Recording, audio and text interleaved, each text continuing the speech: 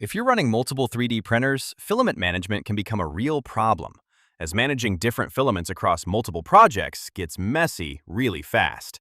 Different materials, different colors, different printers running at the same time.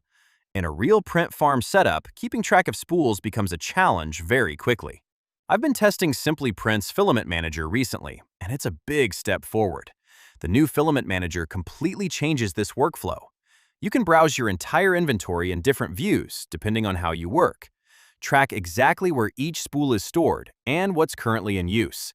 You can even see how much filament is left on a spool for a specific print. Once your printers are configured with the right spools, SimplyPrint can automatically route each job to the next available machine. And filtering makes it easy to find exactly what you need in seconds. Even things like NFC tags, labels, and color groupings start to make sense at scale. So instead of managing chaos, you're running a system. And that makes a big difference in production. Because at some point, it's not about printing anymore. It's about managing the process.